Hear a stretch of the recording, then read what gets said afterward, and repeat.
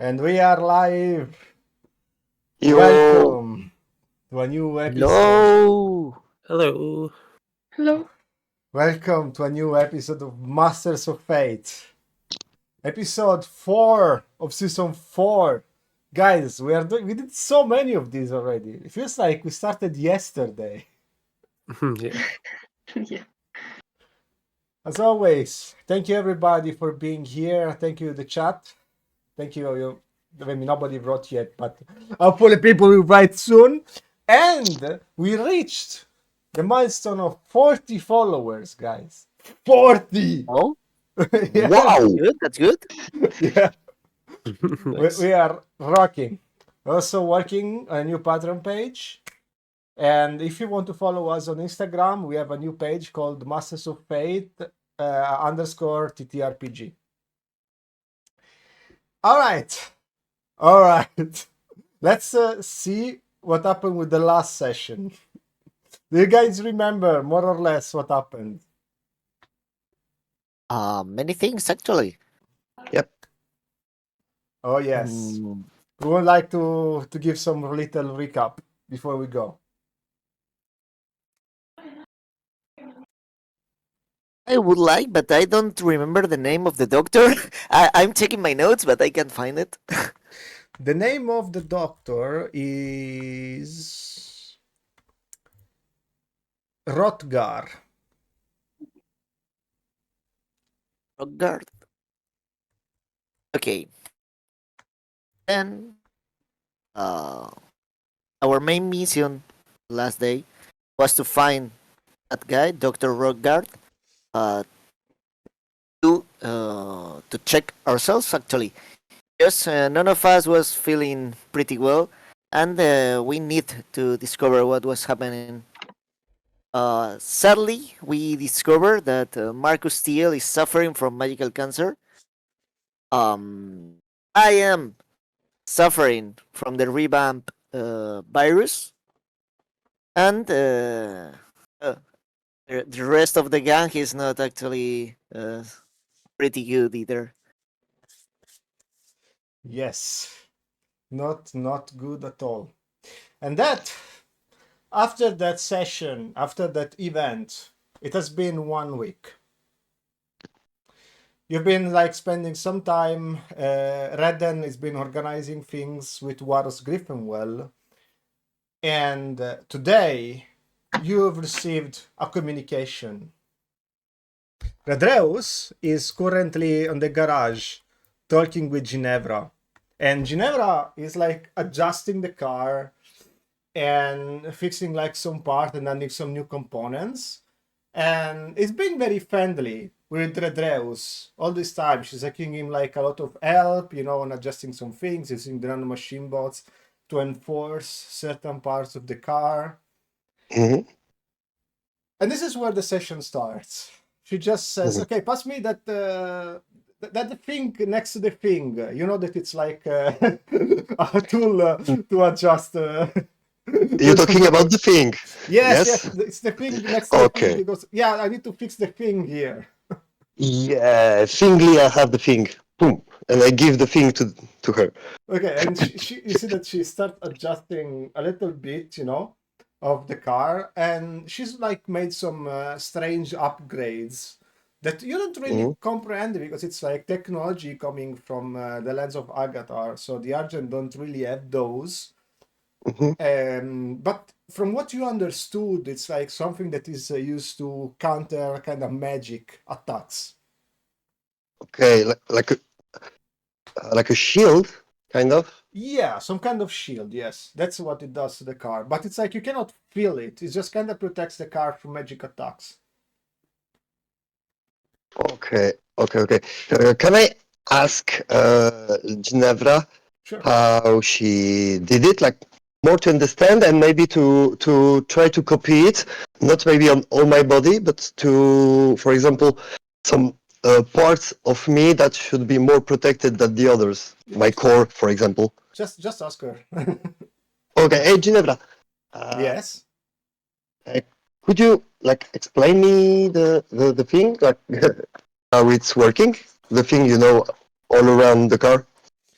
She slowly finishes to fix the car, and then she like puts the tool away, and she like lights up a cigarette, and she leans next to the car, and then she's like, "You mean these shields that I just applied to my car?" And I don't have a cigarette, but can I just do like her with the smoke and yes, with the car, like to do like her. She's like strangely unbothered by it. You feel like that she's kind of amused in a way, Mhm. and she takes like another smoke, and then she looks at you and she's like, "I don't know if I could install it to you because this is like mostly a car type of piece. It is needed to protect my car from magic possession. It's like a Mhm. spell used by mages, and this tool is like being the bane of like many drivers lately." Do you think maybe with your mechanic skills and maybe with Yvette maybe magic skills, we could combine something to protect my core, for example? Just my core, not my body. I have my body, but what is my heart, for example, She my looks core. at you like kind of scans you up and down, thinking that maybe you don't know what you're talking about, but and then you Mm-hmm. feel it, you know. And she's Mm-hmm. like, from my understanding, the magic possession doesn't work on living beings, just on items. But Yeah. I will dig about it because maybe there is something I don't know about Mhm. magic And possession. so I just like put my head closer to her and I just look with what is my eyes on her eyes and I'm not leaving. Okay. And she's like, okay. So, gonna pass me the thing next to the other thing? Okay, let's think that thing. And I turn around and take the thing. And she keeps working on the car. In the meantime, you see that there is like Vael, which is like playing a bit with his guitar, and Yvette, awareness. Yes. Awareness.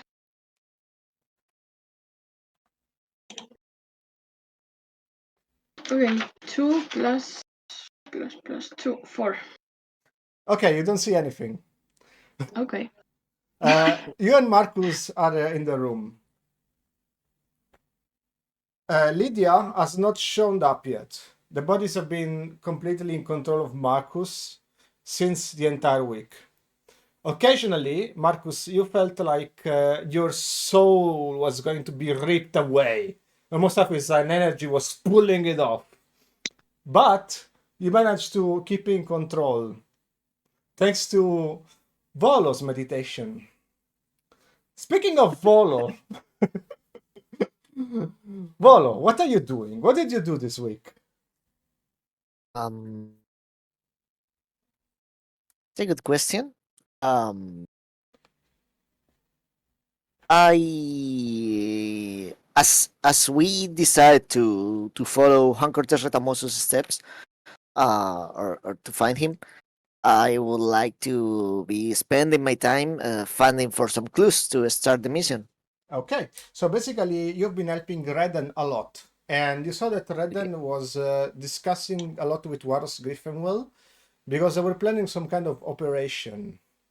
But Hmm. now something has changed. And you see that Redden is like a bit in a hurry. He kind of cut you off on this, but he told you that he will come back at you very soon. So basically, he's like Okay. on a call with him. And you see that he's like a bit worried in a Okay. way. He's stressed. Yes. Marcus, awareness. Let's see. 1 plus 2, 3. You didn't see anything. Okay. Nice. So you hear some kind of loud noise from like this area over here. And then there's like somebody, female voice, like kind of yelling a little bit. Uh, Eli, are you okay? That's not me. What are you talking about? Huh? I'm so. I thought I heard uh, a female voice. Okay. I know what you're talking about. You mean Liz? She just went inside in the backyard. Wait, what? You didn't see her? You said Liz? You didn't see her? No? And while you're talking, you see that there is like Liz coming in like from the backyard area, and she's holding like the hilt of a sword that is shut down, and at the bottom of it there is like some kind of a spool, like a grenade, and she's like moving it like this. It's like, ha! Found the component I needed. It's like, oh hi. Hello? Hello? Can I help you with something? I was just, looking something in the back part over there. No? I was actually checking for you. Okay, that is weird. I don't think we've ever actually talked with each other before, really. You are. No, I only heard your name a couple of times. I'm pretty astonished right now. It's just That, like it's like I'm Elizabeth Zalvoros. The people call me Leeds. Can you just move like a little bit? That's right now. I just need to go and talk with my okay. brother. He's kind of busy right now. Yeah, it's fine. No worries. It's my brother. It's like she takes off the comm of Red and is like, hey, I was talking on the phone. Something important. It's like, he's gonna recall you. Beep. I found it. And Redden is like, you found what? Another piece of the catalyst. And Vile is like, are you still searching for pieces of the catalyst? Do you guys want to interject or you let them keep talking? You mean the catalyst that we observed? Yes. And Liz is like, do you know the catalyst that we destroyed 3 years ago? The pieces of that shattered like all around the lens. So I've been collecting as many as I can, hoping to create something that will help us keep the barrier that is protecting us from the Argent right now. And I just heard that there is like a new one very, very close. So I need to pick it up. So I guess it was nice meeting you all. Unless there is something you would like to ask me first, she says. You know something about where is Juan Cortés Retamoso? That you have to ask my brother. And Redden interjects. It's like, yes! And this is exactly what I was about to say if you didn't shut up my comm. Now I'm having troubles connecting with them again. And she's like, shut up, you will set it up. All right, good luck. And they have like some kind of, they exchange a slow look with Vile. And Vile just nods, and she just nods. And she starts working away. She's always like that. And Redden is like, yeah. At least she got a little bit better now. She's trying to cooperate and do the right thing. Don't worry, she's doing good lately. Those who see that Litz is trying to go away. Marcus, Yvette, do you try to interact with her before she goes away, or you just let her pass? Well, well- I think I have too many problems of my own to talk to her about anything. All right. So you just see her pass, and then she goes in the garage. She turns on like a red motorbike, and she like brum, brum, and then she just goes, and she's gone. Okay, that was a fast interaction. Yeah, don't worry. You will have plenty of interactions with her when we go against the Freedom Point. She promised to help about that. But one problem at a time. I received a call from Warros Griffinwell. Seems like that Joan is on the move. Redreus, do you hear my comm? Yup. Come here. We are gonna have a letter briefing before we go to Warros. Okay. Ginevra's like, yeah, don't worry, I'm gonna fix the thing when you do the other thing. Yeah, I let you that thing to be done. Yvette, Marcus, I'm gonna need you here as well. Sure, coming. All right.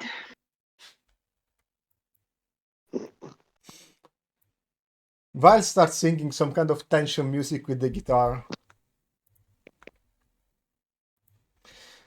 All right, so Redden like sits down on the chair and opens up like an hologram. See that? That is the castle. There's like a giant castle, like reproduced in like some kind of 3D hologram of Juan. This is where he was hiding until today. Apparently, it's not there anymore, and he secretly moved to another location. And he pinpoints like a square in the middle of the city. Problem is that as soon as he moved inside that place, he created some kind of purple bubble of crystal. And we believe it's like some kind of magic related to the revamps. And all the revamps started to run towards that location. They're even ignoring most of the people. They're just going straight as if they're attracted to it. So Warros set up some kind of a small army that he had and went to investigate to see what he was doing. But it's something really, really suspicious. He believes that Joan is about to make something really dangerous. On top of that, apparently Juan is protecting this shield with 4 wards, placed like in 4 different places of the town. So first, he would like to meet you at this control center so he can organize a plan in order to deactivate these wards and then raise Juan. But he's gonna give you all the details. Unfortunately, I want to be able to join this because apparently we have some bad intel about Joseph Tempest and the Tempest Force, and if we don't investigate now, it might be too late. Are you guys gonna be okay? He looks at you all. I hope so. First must be first. Yep. And then he's like, all right. Then he says, then it's time I move off too then. Then he looks at everyone again, and then he just looks at Yvette. And he has like this kind of a worried look, but he tries to be a little bit, brave as he goes. And he just tries to nod to you and walk away. Do you do something or you just let him go? I just look at him straight and don't say anything. Okay. So Redden just goes away, grabs another vehicle, and goes. Ginevra contacts you on the radio. The air is like, the car is ready to go. I have the coordinates. The guy is ready to depart? Yep. Let's go. Good job. All right. Oof. I'm glad you started meditating, Marcus. Hmm. No, I was not really sure, but nothing else helped, so... Well, thanks. At least it's helping me a bit. I think the rest of the gang should also start training that. The atmosphere feels super dense. All right. Ginevra says, hop into the car, and she turns on the engine. Do you guys hop in? As always, I want to roll trying to steal one of the grenades that it's attached to the indoor of the door. Let's see. Okay. Please roll. Difficulty 5. 6! Woo! But every time! Okay. Fine, you grab it. There will be one day when she will get you. So. I took a hand grenade. A grenade. Celebrate while you can. So, Ginevra starts with the car and she does her usual shenanigans in the street. You see that she runs super fast. She avoids every obstacle. the car is acting even better than it was doing before until she reaches up a building, which is like a super tall building, like this. You see, like there is like the entire building, and she's running straight to it, and she's not stopping. What do you guys do? Panic. Nothing. I feel I trust her. All right. Yes. So Yvette is panicking. It's like you're yelling and like, ah! And Jem is like, relax, it's going to be fine. And then she activates like a lever on the bottom of the car, and the car just kind of moves like vertically, and the wheel is attached to the building, and the car starts working on the building. She Wow. activates a Oh. boost, and she reaches the top of it. So you all arrive here. I never saw that. Okay. Should we move ourselves? Yes, please move I yourselves. move Marcus. Okay, thanks. Let's move Redreus too. Yeah, I'm trying, but lag.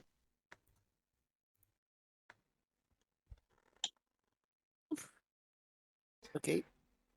All right, so you arrive in the rooftop, and what you see is like a lot. There's like at least 50 Knights of Griffinwell. Most of them look like normal army soldiers, and they're basically covering up most like of the area, like in some kind of defensive formation. And they're divided like in groups of 10. Okay. And you see And- that they are like purposely, Volo, you know that it's like purposely a defense, a strategy to defend a specific perimeter, because something must be put in there. What do you guys do? I want to approach and ask them why are there and what's the purpose of this. Like presenting myself as a former Griffinwell soldier and all that stuff. Maybe trying to be friendly. Okay, so one of them approaches you and is like, "Halt! In the name of Halt. Griffinwell, state your name."